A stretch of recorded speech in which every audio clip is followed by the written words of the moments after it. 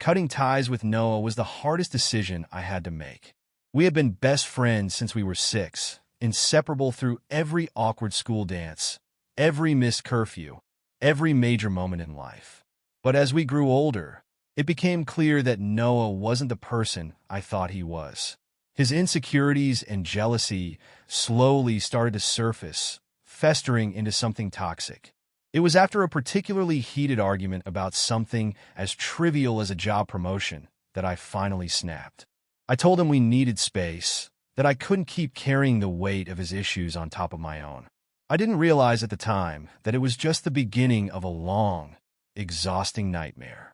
At first, I thought the distance would do us both some good. I ignored the texts, the calls, and even the emails that came pouring in during those first few days. I convinced myself that Noah would cool off eventually, that he'd understand, and we could find some semblance of normalcy again. But as the days turned into weeks, the tone of his messages changed.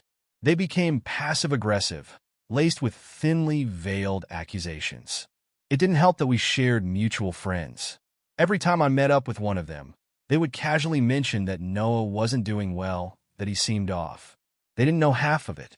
Then things started going wrong at work. I was a marketing analyst at a mid-sized firm, just a couple of months away from a big promotion. Out of nowhere, rumors started circulating that I had been caught fudging numbers on a major client report. At first, I brushed it off as office gossip, but then my boss called me into his office for a chat. The accusations were serious, and even though I was eventually cleared, the damage had already been done. People looked at me differently. I started to wonder if Noah had something to do with it. I tried to shake off the paranoia, but it was hard when strange things started happening more frequently. My car would mysteriously have a flat tire, my emails would get hacked, and my social media accounts began posting things I hadn't written. Noah was smart. He knew how to make it look like bad luck, just random inconveniences that could be chalked up to unfortunate coincidences. But I knew better. Every misstep, every delay, felt like a shadow looming over my life, reminding me that cutting him off wasn't going to be easy. One day, I came home to find a note slipped under my door. "You can't escape me," it read. My heart pounded in my chest, my breath growing shallow as I looked around the empty hallway. No one was there. I didn't even bother calling the police. What could I say? There were no fingerprints, no cameras in my apartment building. And besides, it wasn't a direct threat, just another twisted mind game. I was sure it was Noah's way of letting me know he was still in control. Things escalated from there. The next week, my credit card was declined at a grocery store, and when I checked my bank account, I found several large withdrawals I didn't make. I spent hours on the phone with the bank, disputing the charges and trying to restore my accounts. In the back of my mind, I kept picturing Noah sitting behind a computer, laughing to himself as he sabotaged me from a distance. It was maddening, the constant feeling of being watched, stalked by someone who knew everything about me, my passwords, my routines, my vulnerabilities. My friends started to notice that something was off. They'd ask why I wasn't going out as much, why I seemed so jumpy all the time. I made excuses, but the truth was I didn't feel safe anymore. Every time I left my apartment, I felt like someone was watching me. My phone would ring at odd hours, the number always blocked. I'd answer only to hear heavy breathing on the other end. My heart would pound in my ears, and even though I knew I should hang up, I'd stay on the line, hoping to hear something, anything, that would confirm my suspicions. But Noah never gave me the satisfaction. He was too careful, too meticulous. I started losing sleep, lying awake at night, replaying every conversation we ever had, every fight, every slight.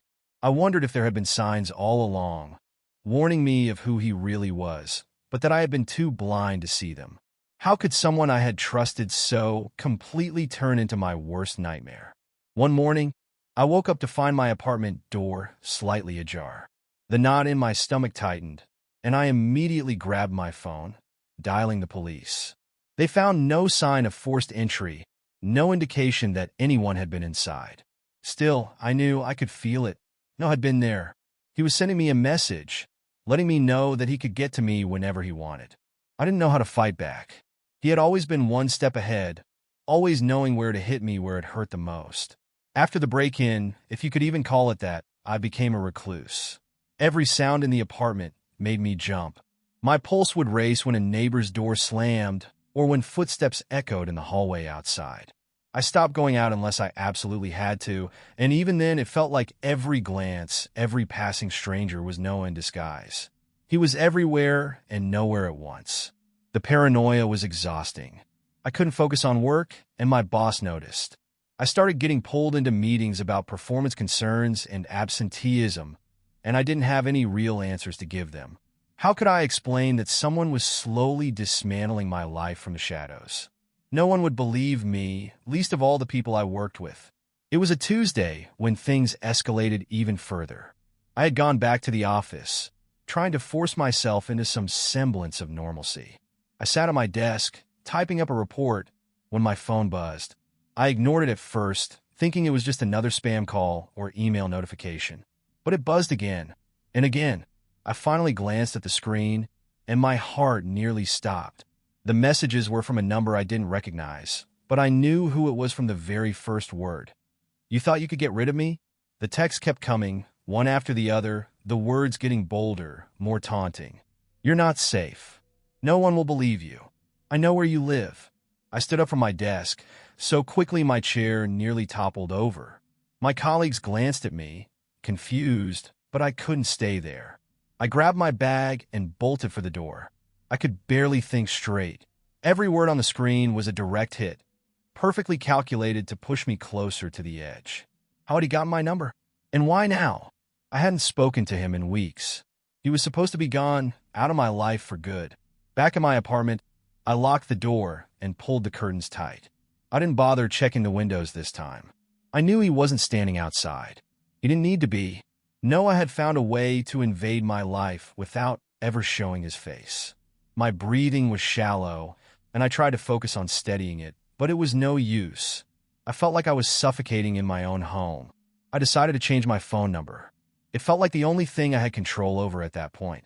I called my provider, and within an hour, my old number was gone, replaced with a new one. For a moment, I felt a flicker of relief, a tiny victory in an otherwise losing battle. But it was short-lived. 2 days later, I received a package. It was a plain cardboard box, no return address, just my name scrawled across the front in that familiar handwriting. I didn't want to open it, but curiosity got the better of me. My hands shook as I ripped through the tape. Inside was a framed picture, one that sent a cold chill down my spine. It was of me sitting at my desk at work. I didn't even remember the moment it was taken, but there I was, staring at a computer screen, completely unaware.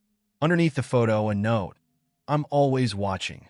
I called the police again, my voice trembling as I explained the situation. They came by, asked a few questions, and took the picture as evidence. But there was no real follow-up. No one seemed to take it seriously. There was no proof that Noah was behind it, just my word, and that wasn't enough for them to act. As I watched the officer leave, I realized how alone I really was.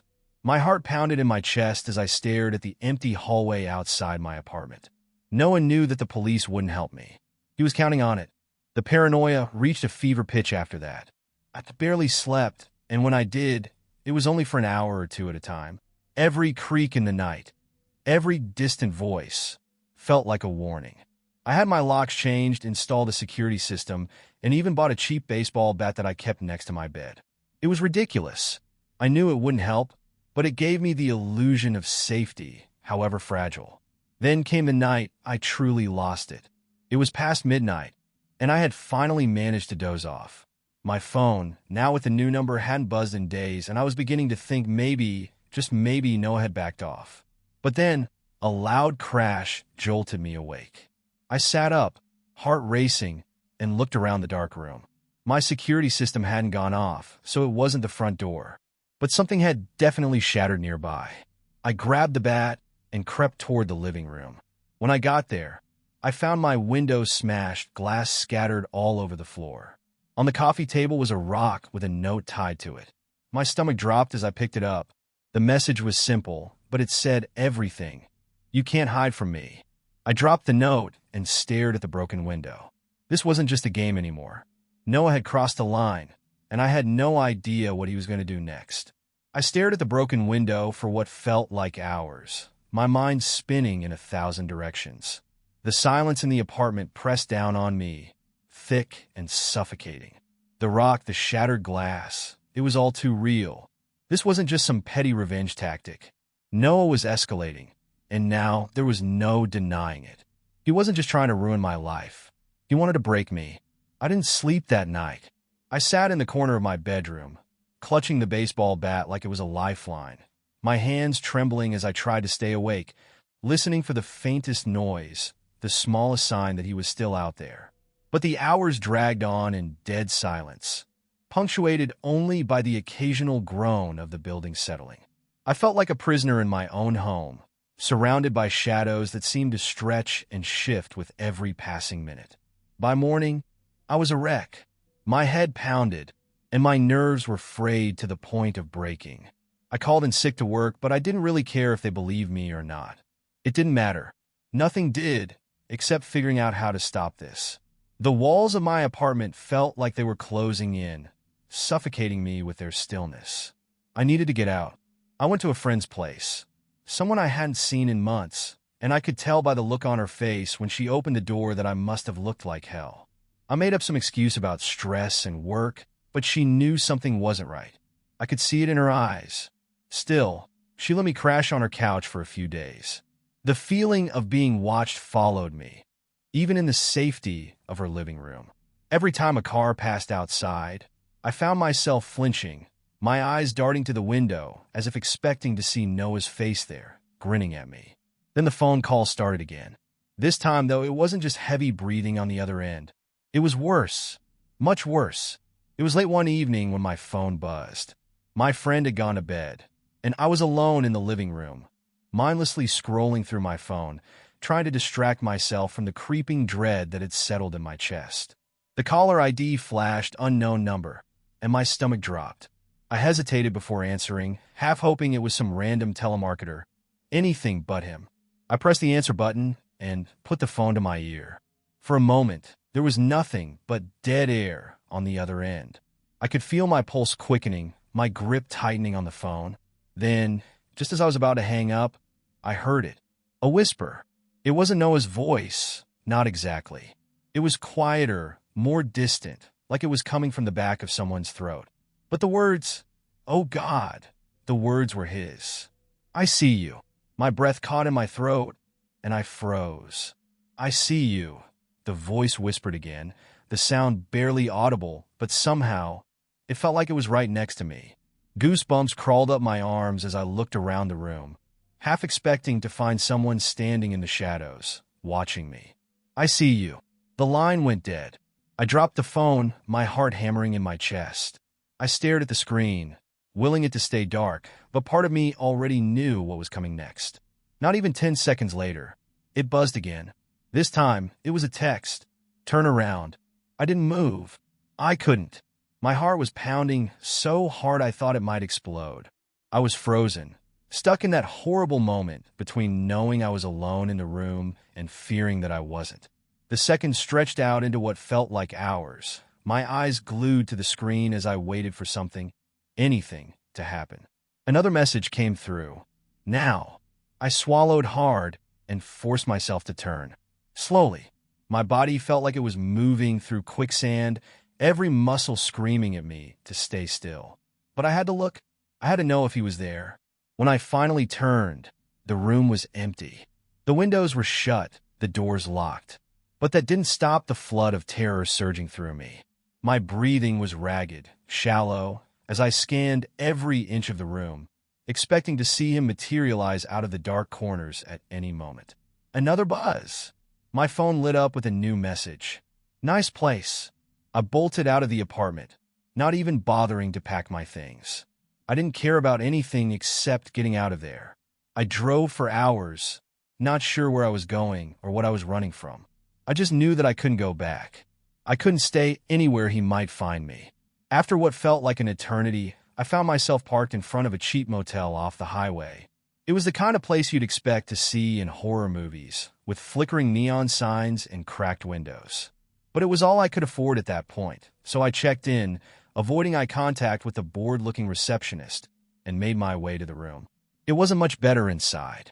The bed looked like it hadn't been cleaned in years, and the air was thick with the stale smell of cigarette smoke, but at least it wasn't my apartment. At least it wasn't somewhere Noah would think to look. Or so I hoped. That night, I didn't sleep. Every creak of the floorboards, every distant voice from the room next door, felt like it was Noah closing in on me. My heart wouldn't stop racing, and my fingers kept twitching toward my phone, waiting for the next message, the next reminder that he wasn't finished with me yet. The motel room was suffocating. Every inch of it felt wrong, like the walls were closing in around me. The flickering fluorescent light above the bed buzzed quietly, adding to the oppressive silence. I hadn't heard from Noah in hours, but I knew it was only a matter of time before he reached out again. I kept my phone on the nightstand, face down, too scared to see it light up. I was afraid of what would happen if I left it off, though. He always found a way. By midnight, I hadn't moved from the edge of the bed. I was sitting there, staring at the door, waiting for something to happen. I didn't know what exactly, just something. The motel was eerily quiet except for the occasional sound of cars passing by on the highway outside. But each one made me tense, wondering if Noah was among them, watching, waiting for the right moment to strike. Eventually, I couldn't take it anymore. I needed to clear my head, to get some air. The walls felt like they were pressing in on me, trapping me in this nightmare. I grabbed my jacket and slipped out of the room, keeping my head down as I walked through the dingy hallway and into the cold night air. The parking lot was deserted, just a few beat-up cars scattered around under the dim streetlights. I stood there for a moment, breathing in the crisp night air, trying to calm my racing heart. The world outside was so still, so normal, and yet I couldn't shake the feeling that he was nearby, lurking in the shadows just out of sight. I walked toward the edge of the lot, my eyes scanning the dark trees beyond. I could hear the hum of the highway in the distance, the occasional whoosh of a passing car, but that was it.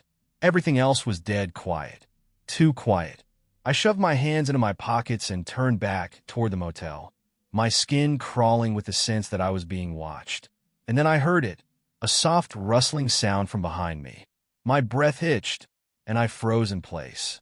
The rustling grew louder, closer, as if someone, or something, was moving through the bushes just beyond the parking lot. I forced myself to turn around, my heart hammering against my ribs.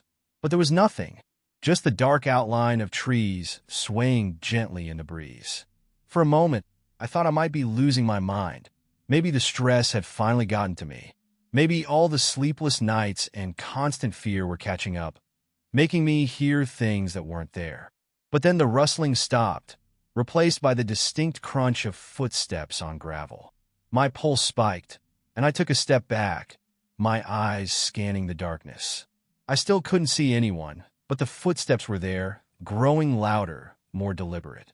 They were moving toward me. I turned and hurried back toward the motel, my heart pounding in my chest. The footsteps followed, crunching against the gravel faster now, closing the distance. I didn't dare look back. I reached the door to my room and fumbled with the key, my hands trembling so badly that I almost dropped it. Finally, I shoved it into the lock, twisting it open just as I felt the footsteps stop right behind me.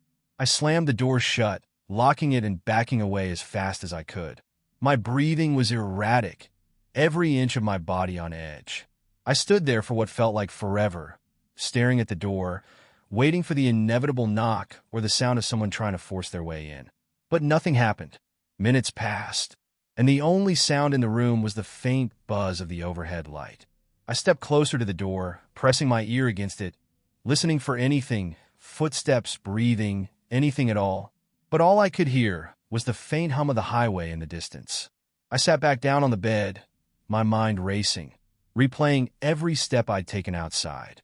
The feeling of being followed, of being hunted, hadn't left me. I couldn't shake the thought that Noah had been there, watching me, toying with me. But he was too smart to make a move out in the open.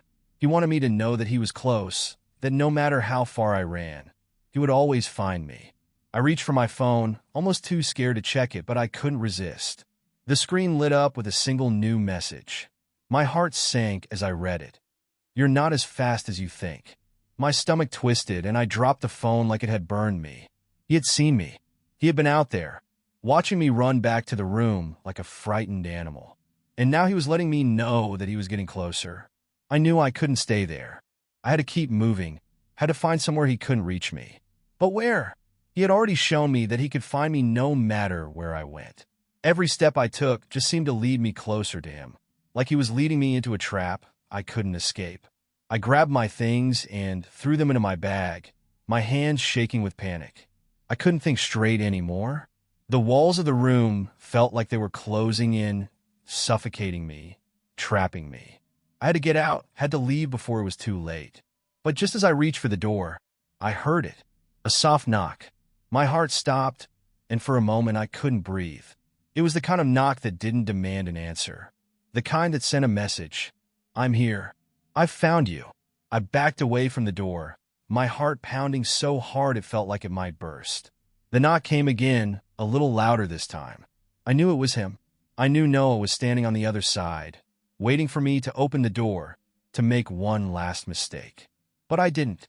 I stayed frozen in place, staring at the door, willing him to leave. The silence stretched out, unbearable, and then, just when I thought he might be gone, I heard his voice. I see you. The knock still echoed in my head, even after the silence returned. I didn't move. I couldn't. I stood frozen, staring at the door, my breath coming in shallow gasps. I hadn't opened it. I hadn't even made a sound, but he knew. Noah knew I was standing just feet away from him. His voice was still there in my ears, haunting me. I see you. For what felt like an eternity, I stood there, waiting for the door to burst open, for him to force his way in, but nothing happened. Just silence. The kind that made my skin crawl like the air was charged with something dark and heavy. My hands gripped the edge of the nightstand, knuckles white, body trembling. I was sure that if I took even one step closer to that door, he'd be waiting, ready to pounce. Minutes passed, and still no sound. Just when I was starting to think he had left, the soft knock came again. My stomach dropped. It wasn't frantic or violent, just deliberate. Calm.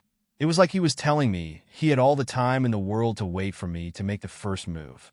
I backed away slowly, every muscle in my body tense, heart hammering so loud in my chest that I was afraid he could hear it. I knew I couldn't stay in that room any longer.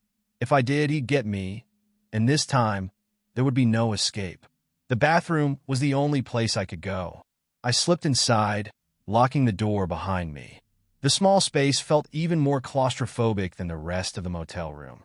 I could barely breathe as I leaned against the cold tile wall, staring at my reflection in the mirror. I didn't recognize myself. The dark circles under my eyes, the pale, sweaty skin, it didn't look like me anymore. It looked like someone broke in, someone who had been hunted for too long. Suddenly, the light flickered above me.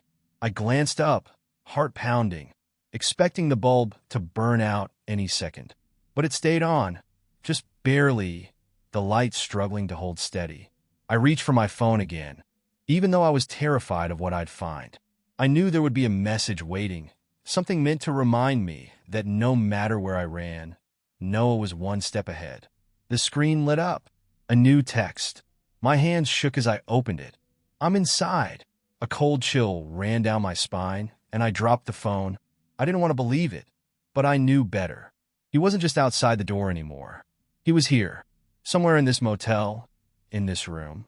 My breath quickened as I scanned the small bathroom, looking for something, anything, that might tell me where he was. But it was empty. Just me, the flickering light, and the echo of his words pounding in my head. I'm inside. I crouched down, heart hammering, trying to collect myself. Maybe it was just another mind game. Maybe he wanted me to believe he was here, watching me, so I'd break, so I'd make a mistake. That was what he did. He toyed with people, manipulated them until they couldn't tell what was real and what wasn't. But then, the floor creaked outside the bathroom door. I froze. My breath caught in my throat as I strained to listen. Another creak, closer this time, followed by a soft shuffling, like someone was moving slowly across the carpeted floor. The sound was unmistakable. He was in the room. I didn't dare make a sound. I pressed my back harder against the wall, clutching the edge of the sink as I listened to the footsteps move closer to the bathroom door. My chest tightened as they stopped just outside. I could feel him standing there, feel his presence, waiting, listening. Then came the whisper. So quiet, so close. I told you. You can't hide. My heart was in my throat, beating so fast I thought it might explode. He was right there. He was just on the other side of the door, whispering my name like a twisted lullaby, like he was enjoying every second of this slow, suffocating game. I held my breath, waiting for the inevitable, the moment when he would force his way in, when he would finally corner me with nowhere left to run. I could feel the weight of his presence pressing in from all sides, suffocating me, trapping me. The door rattled slightly, and I squeezed my eyes shut, my pulse pounding in my ears, bracing for the worst. But it never came. The door stayed shut, and slowly, the footsteps receded. My hands shook as I let out a trembling breath, my body slumping against the sink in relief. I listened, heart pounding, as the footsteps grew quieter, disappearing into the stillness of the room beyond. For a moment, I thought maybe, just maybe, he had finally given up. Maybe he had left. I stayed in the bathroom for what felt like hours, too terrified to move. The only sound was the faint buzzing of the overhead light, still flickering like it could go out at any moment. My phone sat on the floor where I had dropped it, the screen cracked but still functioning. I knew I had to check it again, had to see if there was anything new. My fingers fumbled as I picked it up, dread pooling in my stomach as I unlocked the screen. There was another message. I'm still here. My blood ran cold. I couldn't breathe. He hadn't left. He was still in the motel, still watching, waiting for me to slip up. I could feel his eyes on me, even through the walls of the bathroom. He knew exactly where I was, and he was just biding his time, waiting for the right moment to strike. I had to get out. Now. I stood up, my legs trembling as I forced myself to move. I wasn't going to wait for him to make the first move. I grabbed my bag and headed for the door, stopping only to listen for any sign of him in the room. But it was dead silent. I stepped out of the bathroom and into the dark room. The tension in the air was suffocating, but I couldn't let it stop me. I crossed the room in a few quick strides, reaching for the door, my hand shaking as I gripped the handle. I twisted it slowly, so slowly, not wanting to make a sound. But as I pulled the door open, I felt a cold breeze brush against my skin, and that's when I saw it. A figure standing at the far end of the hallway, watching me. It was him. I stood frozen, staring at the figure at the end of the hallway. The dim light flickered above them, casting long shadows along the walls. My breath caught in my throat. I couldn't make out their face, but I knew. I just knew it was Noah. He was waiting for me to make a move. The air felt thick, like every second was dragging me deeper into a nightmare. The figure didn't move. It just stood there, watching like it had all the time in the world. My legs felt heavy, but I forced them to move. One slow step forward, then another. I was halfway out of the motel room, my hand still gripping the door handle when I heard it, a soft click. The door locked itself behind me. My heart pounded in my ears as I glanced back. The door shut tight. I hadn't touched the lock. I hadn't even closed it fully. But now it was sealed. The realization hit me like a punch to the gut. There was no going back into the room. I was trapped out here, exposed with nowhere to hide. I turned back to the figure, but it was gone. I blinked, panic rising in my chest. The hallway was empty, the shadows long and distorted by the flickering light. I stood there, my whole body trembling, expecting Noah to appear from the shadows, to jump out at me at any second. But he didn't. The hallway was still, the silence deafening. I hurried down the corridor, glancing over my shoulder every few steps, certain I'd see him following me. But all I saw was empty space. No sound, no footsteps. It was like he had vanished into thin air.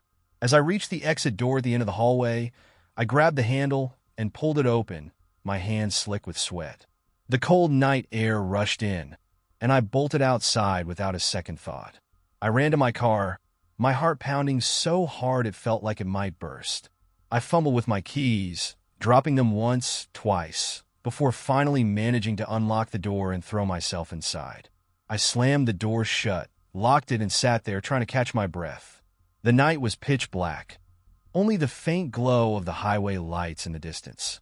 I couldn't see anyone around. No sign of Noah. I gripped the steering wheel, trying to steady my shaking hands, and turned the key in the ignition. The engine roared to life, and I shifted into drive, pulling out of the motel parking lot as fast as I could. I didn't have a plan. I just knew I had to get away, as far away as possible. But as I sped down the dark, empty road, my mind was racing. Something wasn't adding up. Noah had always been a step ahead, always meticulous, careful. But tonight felt different. Disjointed. He'd been right there outside my motel room, and then nothing. It didn't feel like him. Not the Noah I knew. He was the kind of guy who wanted to see the fear in your eyes, who wanted to watch you break. But tonight, it was like he was playing a different game. That's when I heard it. A voice. From the back seat. You can't run from me. My heart stopped. I slammed on the brakes, the car screeching to a halt in the middle of the road. I didn't want to turn around. I didn't want to see what was behind me. The air in the car felt thick, suffocating, like there was something right there, just inches away, watching me. Slowly, with trembling hands, I turned my head, eyes flicking to the rearview mirror. But the back seat was empty. There was no one there. A cold sweat broke out on my skin, and I gripped the steering wheel tighter, trying to convince myself that I had imagined it, that I was so wound up from everything that my mind was playing tricks on me. But deep down, I knew. That voice, it had been real. It wasn't my imagination. It was him. The phone in my lap buzzed, and I jumped, nearly dropping it. I glanced down at the screen, expecting to see another message from Noah. But it wasn't from him. It was from an unknown number. The message read, "Are you ready to know the truth?" I stared at the words, my stomach turning. The truth? What truth? I was already living in a nightmare. I didn't need any more twists. But something inside me pushed me to respond. I didn't know why. Maybe it was desperation. Maybe it was exhaustion. But I typed a quick reply. What truth? The answer came almost immediately. It's not Noah. My blood ran cold. I read the message over and over, my brain struggling to process it. Not Noah? What did that even mean? Who else could it be? He had been tormenting me for months, ruining my life, stalking me. Who else would go to such lengths to destroy me? Before I could think of a response, another message came through. Noah isn't who you think he is. But I am. My head spun as I tried to make sense of it. Noah wasn't who I thought he was, but I had known him for years. How could I not know him? And who the hell was texting me? My hands shook as I typed back. Who are you? The reply came instantly. I've been closer than you think. Suddenly, everything snapped into place, a horrifying realization dawning. This hadn't been Noah at all.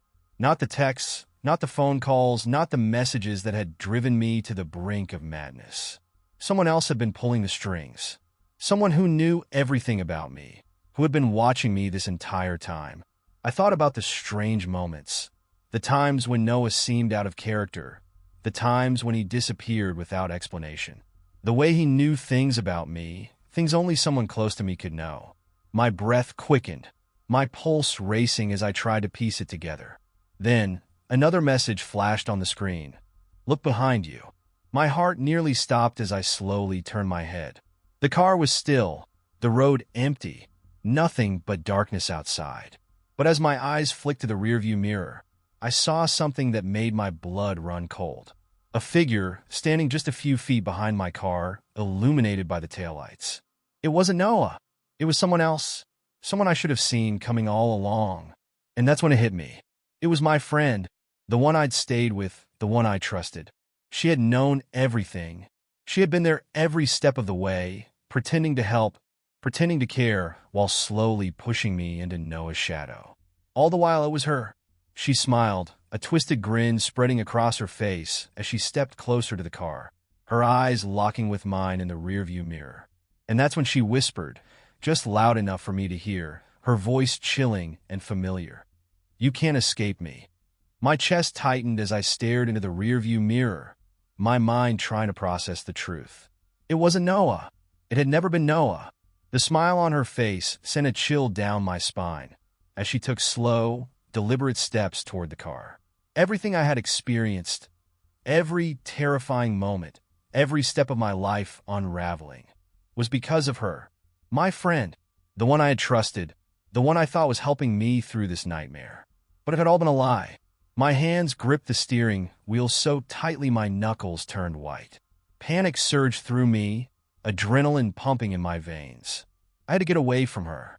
I had to put as much distance between us as possible. But my brain was frozen, stuck on the realization that someone I had trusted for so long had been behind everything. How could I have been so blind? How had I not seen it? I hit the gas, the engine roaring to life as the car sped forward. My tires screeched against the pavement as I pulled away, watching her fade into the distance in the rearview mirror. But the fear wouldn't leave me. It clung to my skin like sweat, like she was still with me, just out of sight. How had she done it? How had she known everything? The text messages, the strange events, Noah's sudden disappearance. It all began to make sense. The puzzle pieces were finally falling into place, but the picture they painted was far worse than anything I had imagined. I drove for what felt like hours, not knowing where to go or what to do. Every mile that passed felt like it wasn't far enough. I kept checking the mirror, expecting to see her there, following me. I kept waiting for another message, for some new twist in this sick game she'd been playing. But my phone stayed silent. Eventually, I pulled over on a dark, empty road, my body trembling from exhaustion. I couldn't keep running forever. She knew too much. My thoughts raced as I sat there, trying to figure out my next move. I couldn't go home. I couldn't go back to the motel. There was nowhere left to hide. Then my phone buzzed again, and I nearly dropped it in shock. My heart pounded as I unlocked the screen, dreading what I would see. I told you, it was never Noah. I stared at the message, my mind spinning. She was still watching me. She was still in control, pulling the strings, pushing me closer to the edge. The silence in the car was deafening, as if the whole world was holding its breath, waiting for what would come next. Another message flashed on the screen. You always trusted me. That was your first mistake. I felt sick. My stomach churned as I thought about all the times I had confided in her, told her things I hadn't told anyone else. She had used it all against me. She had taken everything I had told her and twisted it into this nightmare. I wanted to scream, to throw the phone out of the window, to run. But it wouldn't matter. She had already won. She had been controlling me from the start, and now there was no way out. Suddenly a thought hit me. A cold, sinking realization. I wasn't the only one she had done this to. Noah. He had disappeared because of her. He hadn't been stalking me. He had been her victim too. The paranoia, the isolation, she had orchestrated it all. And when I cut ties with him, she had swooped in, taking over his role, using his name to terrorize me. I had played right into her hands. The phone buzzed again. You can't run from me. Not anymore. I swallowed hard, my fingers shaking as I typed a response, something I hadn't thought I'd ever say. Why? Why are you doing this? Her reply came almost instantly, because it's fun. My breath caught in my throat. Fun? All of this, destroying my life, driving me to the edge, making me question everything, was fun for her? The thought made my blood run cold. This wasn't about revenge or some personal vendetta. She had done all of this because she enjoyed it, because she could. I had never seen the real her, the version of her that smiled sweetly, offered help, and comforted me when I was scared. That was just a mask. This was the real her, twisted, sadistic, enjoying every second of my suffering. I couldn't sit there any longer. I had to get out of the car, out of my head, away from the nightmare she had dragged me into. I stepped outside, the cold night air hitting me like a slap to the face. I leaned against the car, staring out into the darkness, trying to calm my racing thoughts. The silence around me felt too heavy, like the world was watching, waiting for the next blow to fall. Then, out of the corner of my eye, I saw it movement in the shadows. I tensed, my body going rigid as I scanned the darkness. There was nothing there, just the trees swaying in the wind, the faint sound of leaves rustling. But I knew better. I knew she was out there, watching me, waiting for the right moment to strike. I had to do something. I had to turn the tables, take back control before she pushed me over the edge. But what could I do? She knew everything. Every move I made, every place I ran to, she was always one step ahead. I climbed back into the car, slamming the door shut and locking it. My mind raced. If I couldn't run, if I couldn't hide, there was only one option left. I had to confront her. But how? She wasn't just playing with me physically. She had gotten into my head, manipulated me so completely that I didn't know what was real anymore. I didn't know if I could face her. But I had to. There was no other choice. I took a deep breath and typed one last message, my fingers trembling with fear and adrenaline. "Where are you?" The reply came almost immediately. "I'm closer than you think." A chill ran down my spine as I looked around, my eyes scanning the darkness outside the car. Was she here? Hiding? Waiting to strike? Or was this just another one of her twisted mind games, pushing me to the brink, making me question everything? Then another message came through, and this time it sent a wave of pure terror crashing through me. "Look behind you." My blood ran cold, and I couldn't move. I didn't want to turn around. I didn't want to see what was there. But I had to. Slowly, painfully, I forced myself to look over my shoulder, my heart pounding in my chest, every muscle in my body screaming for me to stop. And there she was, sitting in the back seat, her eyes locked with mine through the rearview mirror, that twisted smile still on her face. "I told you," she whispered, her voice low and chilling. "You can't escape me." I couldn't breathe. My chest felt like it was being crushed as I stared into the rearview mirror, locking eyes with her. She was sitting there, casually, like she had always been there, like she had been waiting for this exact moment to reveal herself.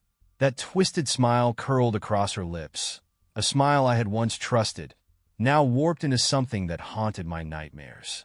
"You've made this so much fun," she whispered, her voice calm, unnervingly calm, as if we were just having a casual conversation. Her eyes glinted in the dim light, reflecting something far darker than I had ever imagined. But the game's over now. I couldn't speak. My throat was tight, my hands trembling as I gripped the steering wheel. I wanted to run, to throw the door open and get as far away from her as possible, but my body wouldn't listen. I was frozen, paralyzed by fear, by the realization that everything she had done, all the terror, all the suffering, had led to this moment. "I watched you struggle, she continued, her voice soft, almost affectionate. "Watched you try so hard to put the pieces together, to figure it all out. And you were so close so many times. But you never quite made it, did you?" My pulse pounded in my ears, my vision narrowing as she leaned forward slightly, her breath fogging the glass of the rearview mirror. She looked so calm, so composed, while I was unraveling, breaking apart. "I've been watching you for a long time," she said, her voice growing more intense, her eyes gleaming with something dark. "Long before Noah, long before all of this." She leaned back, sinking into the shadows of the back seat. "I didn't need to make you trust me. You did that all on your own." I felt a wave of nausea wash over me. How long had this been going on? How many times had I unknowingly played right into her hands, confiding in her, letting her in while she was planning this? How had I not seen it? "What do you want?" My voice came out barely a whisper, shaky and broken. Her smile widened, as if she had been waiting for me to ask. "I wanted to see how far you could go, how far I could push you before you snapped." She tilted her head, her eyes narrowing slightly. "It's fascinating, really, how people react under pressure. And you? You surprised me." I swallowed hard, my throat dry. "Why me?" She chuckled softly, the sound sending chills down my spine. "Because you were easy," she said, her tone casual, as if she were explaining something simple. "You were vulnerable, alone, and you never saw it coming." I felt sick. Every word she said felt like a punch to the gut, like she had stripped away any sense of security I had left. Everything I thought I knew about her, about Noah, about the nightmare I had been living, was a lie. "I don't understand," I whispered, my voice cracking. Her eyes darkened, the smile fading slightly. "That's the point," she said coldly. "You were never supposed to understand. You were just supposed to run, to break." She leaned forward again, her face inches from mine in the rearview mirror. "And now it's time to finish this." My breath caught in my throat as her hand reached for the door handle, and before I could react, she swung it open and stepped out of the car. I watched in shock as she disappeared into the darkness, leaving the door wide open, the cold night air rushing into the car. I sat there, frozen, unsure of what to do. My mind was racing, but my body wouldn't respond. I was trapped in that horrible moment, caught between the urge to chase after her and the overwhelming fear that if I did, she would win. The phone buzzed in my lap again. My hand shook as I picked it up, already dreading what I would see. The message was simple. "It's your turn." My blood ran cold. I stared at the words, trying to make sense of them, but my mind was a blur. My turn? What did she mean by that? What was she planning? I glanced up at the open door, the darkness beyond it feeling more suffocating than ever. And then I realized she had been leading me here the entire time. She had orchestrated everything. Noah's disappearance, the paranoia, the fear, so I would end up here in this exact moment. Alone. Helpless. She hadn't just been watching me. She had been preparing me for something much worse. I grabbed the keys and started the car, my heart racing as I slammed the door shut and hit the gas. The tires screeched as I sped down the road, the night blurring around me. I didn't know where I was going. I just knew I had to get as far away from her as possible. My hands gripped the steering wheel tightly, knuckles white, as I drove faster and faster, my breath coming in shallow gasps. But no matter how far I went, no matter how fast I drove, her words echoed in my mind. "It's your turn." What did she mean? What was she planning? The questions swirled in my head, gnawing at me, but I couldn't stop driving. I couldn't stop running. The fear clung to me, tightening its grip with every passing second. I thought I could escape her.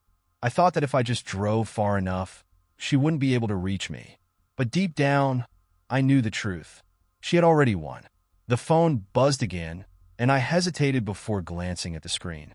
The message was a single word: welcome. I glanced up, and my heart stopped.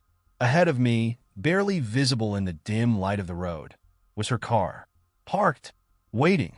I hit the brakes, the car screeching to a halt as I stared at it, my breath frozen in my chest. How? How had she gotten ahead of me? How had she known? The realization hit me like a freight train.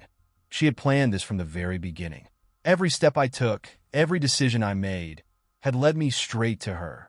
The car door opened slowly, and she stepped out, her twisted smile still on her face. She stood there, calm, composed, like she had been expecting me all along. And in that moment, I understood there was no escaping her. Not now. Not ever. Hey there. Don't forget to like the video and subscribe. Thank all of you.